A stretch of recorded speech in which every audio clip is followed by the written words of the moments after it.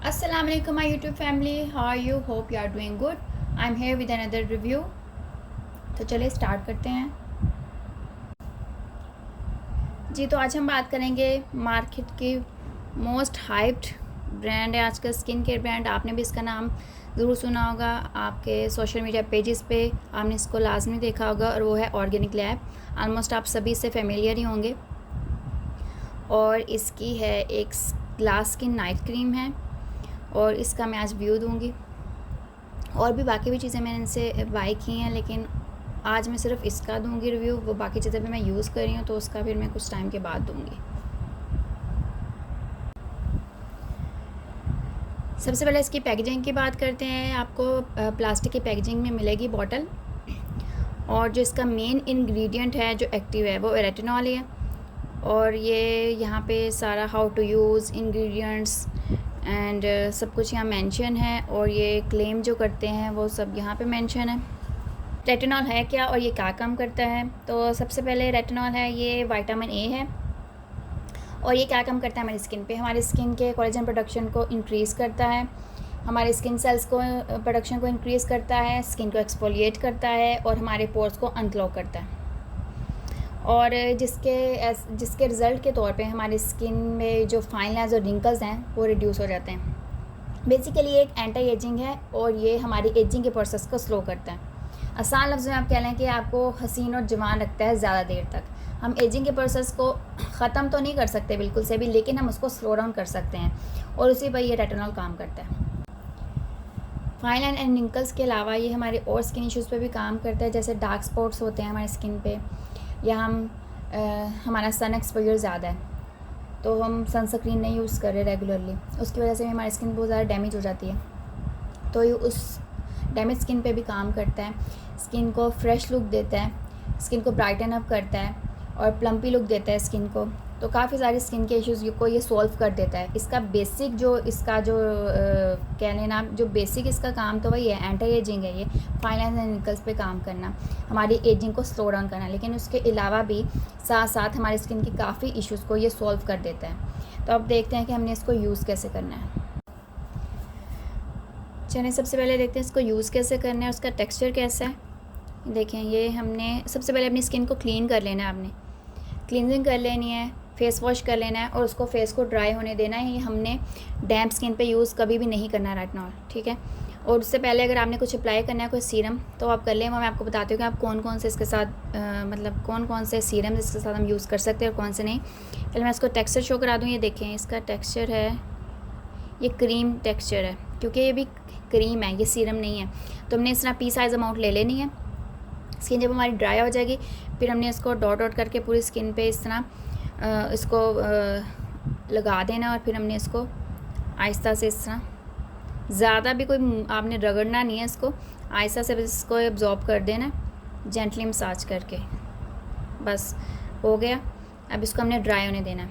उसके बाद हमने इसके फ़ौरन बाद हमने इसके ऊपर मॉइस्चराइज़र अप्लाई कर देना है, ताकि वो जो भी है सारे इसके लॉक हो जाएँ, ताकि वो अपना काम कर ले स्किन पे। और ये ज़्यादा थिक भी नहीं है, ये क्रीम टेक्सचर आपको पता ही, जैसे क्रीम्स होती हैं वैसे इसकी स्मेल भी बहुत अच्छी आ रही है। रेटिनॉल को यूज़ करने के 3 मेथड्स हैं। सबसे पहला है कि आपने अपनी स्किन को क्लींस किया, डबल क्लींजिंग कर ले, या क्लींजिंग जो भी, अगर आपने मेकअप वगैरह किया हो तो डबल क्लींजिंग कर ले, नहीं तो सिंपल भी कर लें तो ठीक है। उसके बाद आपने अपनी स्किन को ड्राई होने दिया, और आपने ये अप्लाई कर लिया, और इसके फ़ौरन बाद आपने मॉइस्चराइज़र अप्लाई कर लिया। ये तो हो गया एक मेथड। और दूसरा मेथड ये है, उसको हम सैंडविच मेथड भी कहते हैं, कि हमने उससे पहले स्किन को ड्राई होने दिया, उसके बाद हमने पहले मॉइस्चराइज़र अप्लाई किया, और उसके बाद हमने इसको रेटिनॉल को अप्लाई किया, और उसके लास्ट में फिर हमने मॉइस्चराइज़र अप्लाई कर लिया। ये उन लोगों के लिए है जिनकी स्किन मतलब अभी यूज़ टू नहीं है, अभी वो स्टार्टिंग पे हैं रेटिनॉल के, और सेंसिटिव है ज़्यादा। और थर्ड मेथड वो है, वो जो एक्स्ट्रा सेंसिटिव स्किन के लिए, कि जिनको फ़ौरन से इरिटेशन हो जाती है, रिएक्शन हो जाते हैं, तो वो मॉइस्चराइज़र में रेटिनॉल को मिक्स करें और वो स्किन पे अप्लाई कर लें। जी, तो बेसिकली जो रेटिनॉल है वो एक एक्टिव केमिकल है, तो हमने इसको दूसरे किसी एक्टिव इंग्रेडिएंट के साथ यूज़ करने से अवॉइड करना है। तो हाइलुरोनिक एसिड या नायासिनामाइड, इन दोनों के साथ हम इसको यूज़ कर सकते हैं, क्योंकि इसे यूज़ करने से थोड़ी स्किन ड्राई हो जाती है, तो उन दोनों के साथ वो सेफ़ली हम इसके साथ यूज़ कर सकते हैं। और हाइलुरोनिक एसिड तो मैंने आपको पहले भी बताया था कि वो एक सेफ़ और फ्रेंडली केमिकल है, वो हम किसी भी चीज़ के साथ यूज़ कर सकते हैं वो रिएक्शन नहीं देता ऐसा। तो अगर आपने हाइलुरोनिक एसिड नाइसिनामाइड यूज़ करना है तो आप जैसे स्किन को क्लींस कर लिया, उसके बाद क्लींजिंग के बाद आपने वो सीरम अप्लाई कर लेना है, और उसके बाद आप ये अप्लाई कर लें और बाद में मॉइस्चराइज़र अप्लाई कर लें। लेकिन इसके साथ आपने किसी भी किस्म के केमिकल या फिज़िकल एक्सफोलिएंट्स यूज़ नहीं करने, जैसे AHA, BHA या कोई भी वो तो केमिकल एक्सफोलिएंट्स है, लेकिन जैसे फ़िज़िकल भी हैं, कोई भी एक्सफोलिएंट्स, कोई भी स्क्रब्स आपने इसके साथ यूज़ नहीं करने, क्योंकि फिर स्किन हमारी ओवर सेंसिटिव हो जाती है। ये स्किन को वैसे ही सेंसिटिव करता है, तो इसलिए हमने ऐसी चीज़ों से अवॉइड करना है कि हम उसके साथ यूज़ करें। विटामिन C, ग्लाइकोलिक एसिड, इनके साथ भी आपने इसको यूज़ करने से अवॉइड करना है। और इसके साथ हमने सनस्क्रीन को लाजमी हमने इसको अपनी रूटीन का हिस्सा बना लेना है, क्योंकि ये जो चीज़ें हम सीरम अप्लाई करते हैं उससे हमारी स्किन ओवर सेंसिटिव हो जाती है। तो जब हमारी स्किन ओवर सेंसिटिव हो जाती है, जब हम सनलाइट में जाते हैं, तो वो जो वैसे तो वो डैमेज करती है हमारी UV रेज़ हमारी स्किन को डैमेज करती है, लेकिन अगर हमने सीरम्स वगैरह अप्लाई करते हैं हमारी स्किन ओवर सेंसिटिव हो जाती है, तो वो एक्स्ट्रा डैमेज कर देती है हमारी स्किन को। इसलिए हमने लाजमी इसके साथ चीज़ों के हमने स्किन केयर के साथ हमने सनस्क्रीन को अपनी रूटीन का अपने हिस्सा बना लेना है।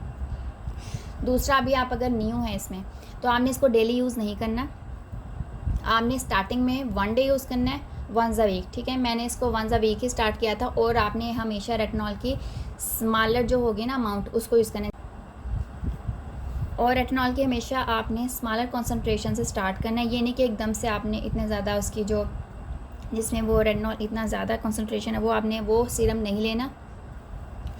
और cream as compare to serum कम थोड़ी मतलब वो कम सेंसिटिव होती है, क्योंकि वो ज़्यादा एक्टिव होते हैं, सीरम ज़्यादा एक्टिव होते हैं, क्रीम इतनी एक्टिव नहीं होती, तो इसलिए मैंने क्रीम यूज़ की है। तो अगर आप सीरम पे जाना चाहते हैं तो आप सीरम पे जाएं, उसमें भी कोई प्रॉब्लम नहीं है। लेकिन आप कुछ भी लें, क्रीम या सीरम, आप हमेशा अगर आप स्टार्टिंग पे हैं रेटिनॉल के स्टार्टिंग, अगर आपने फ़र्स्ट टाइम यूज़ करना है तो आपने पहले अपनी स्किन को यूज़ टू करना है, उसके लिए 0.1, 0.2, 0.5 इस परसेंटेज से आपने स्टार्ट करना है। फिर ग्रेजुअली आपने जब आपकी स्किन यूज़ हो जाएगी फिर आपने ग्रेजुअली इंक्रीज़ कर देना है। और आपने वैसे इसको twice a week I think enough है, ट्वाइस अ वीक, मैं इसको ट्वाइस अ वीक यूज़ करती हूँ। लेकिन अगर आप स्टार्टिंग में है फिर आपने पहले स्किन को यूज़ टू करना है वंस अ वीक यूज़ करके।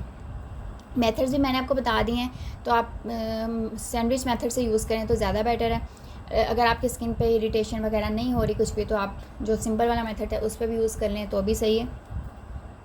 और इसकी अमाउंट आपने ज़्यादा नहीं लेनी, पी साइज़ अमाउंट ही लेनी है, और उसको फुल फेस पे आपने जेंटली अप्लाई करना है, इतना नहीं रगड़ रगड़ के सारा कुछ, इस तरह रैशेज़ नहीं कर लेने।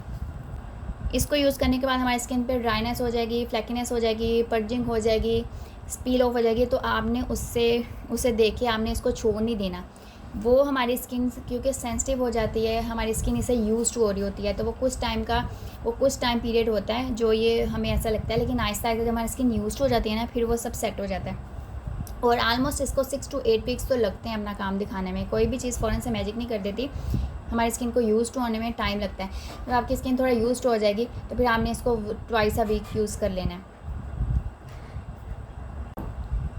और आपने इसको कभी भी डे में या सनलाइट में यूज़ नहीं करना है। इसको अप्लाई करके आपने चूल्हे के पास, आग के पास नहीं जाना, सनलाइट में नहीं जाना, और आपने ये आपकी PM रूटीन का हिस्सा होना चाहिए, AM का नहीं। हम इसको AM में बिल्कुल भी यूज़ नहीं करना। नाइट टाइम रूटीन जो स्किन केयर रूटीन होती है नाइट टाइम में, आपने उसको यूज़ करना है। अगर आपने एक्सफोलिएशन करना है केमिकली फ़िज़िकल, तो आप इससे एक दिन पहले एक दिन बाद, मतलब बीच में आपने थोड़ा टाइम का गैप देना है। जिस दिन आपने इसको यूज़ करना है उसी दिन आपने किसी भी किस्म का एक्सफोलिएशन यूज़ नहीं करना, स्किन पे नहीं करना। और क्योंकि फिर ज़्यादा भी आप करेंगे तो वो रिएक्शन दे सकती है स्किन। और ये यूज़ करने से पहले आपने अच्छी तरह सर्च कर लेना है, अपनी रिसर्च पूरी किया करें कोई भी चीज़ को अप्लाई करने से पहले, क्योंकि हमारा फेस हमारी स्किन का एक सेंसिटिव पार्ट होता है। और जब हमने इसको अप्लाई करना है तो ये जो हमारे थिन पार्ट होते हैं स्किन के, जैसे आइज़ कॉर्नर्स हैं, अंडर आइज़ है, और ये जो नोज़ की कॉर्नर्स हैं, लिप्स की कॉर्नर्स हैं, इन पे अप्लाई करने से अवॉइड करें। लेकिन अगर क्योंकि लग भी सकता है हम जब फेस पे लगा रहे हैं तो वहाँ पे आप थोड़ी सी वैसलीन अगर है वो अप्लाई कर लें। तो लेकिन मेरे तो वैसे कोई इरिटेशन नहीं हुई थी, मैंने विदाउट वैसलीन वैसे अप्लाई कर लिया था और वहाँ पे उन पार्ट्स पे लग भी गया था, कुछ मुझे कोई प्रॉब्लम नहीं हुआ था। लेकिन अगर कोई प्रॉब्लम नहीं हो रहा तो इट्स ओके, लेकिन आप एज अ प्रिकॉशनरी मेजर आप यूज़ कर लें तो इट्स बेटर फॉर यू। और वैसे तो इसे आप हर कोई यूज़ कर सकता है, किसी भी स्किन टाइप का पर्सन। और आपने इसको आफ्टर 20 मतलब मिड 20s में आपने इसको स्टार्ट करना है। आई थिंक 25 एज के बाद, 25 से या 25 के बाद आपने इसको स्टार्ट करना है। उससे पहले आपने इसको बिल्कुल भी मैं रिकमेंड नहीं करूँगी, बल्कि कोई भी आपको रिकमेंड नहीं करेगा। आप इसके बारे में सर्च भी करें तो भी आपको पता लग जाएगा आपने इसको मिड 20s में ही यूज़ करना है, उससे पहले बिल्कुल भी नहीं, क्योंकि बेबी स्किन होती है, हर चीज़ स्किन पे फ़ौरन सप्लाई नहीं कर लेती। जितनी देर तक एक चीज़ चल रही है आप उसको चला सकते हैं, लेकिन जब हमारे एज के इफेक्ट स्टार्ट होना हो जाते हैं, हमारी स्किन पे शो होना स्टार्ट हो जाते हैं, तो फिर ऑब्वियसली हमें यूज़ करना पड़ता है। लेकिन जब तक एक चीज़ चल रही है, जब तक आपको लग रहा है आपकी स्किन सही है, तो अवॉइड करें और आफ्टर 25 इसे यूज़ करें, उससे पहले बिल्कुल भी नहीं। वैसे तो इसको हर तरह की लेडीज़ यूज़ कर सकती हैं, बल्कि लेडीज़ जेंट्स सब यूज़ कर सकते हैं। तो लेकिन इसको 3 तरह की लेडीज़ यूज़ नहीं कर सकती, जैसे प्रेग्नेंट लेडीज़ हैं, नर्सिंग लेडीज़ हैं और जो कंसीव करने की ट्राई कर रही हैं, वो भी इसको यूज़ ना करें। बाकी सिर्फ इसका एज का है कि आफ्टर 25 हमने इसको यूज़ करना है। और बाकी भी मैंने आपको ऑलमोस्ट सभी चीज़ें क्लियर कर दी हैं कि किसके साथ यूज़ करना है, किसके साथ नहीं, कैसे अप्लाई करना है, किस टाइम अप्लाई करना है, और सब कुछ ऑलमोस्ट मैंने आपको मेंशन कर दिया। लेकिन फिर भी अगर आपके पास कोई क्वेश्चन है तो आप मुझसे पूछ सकते हैं।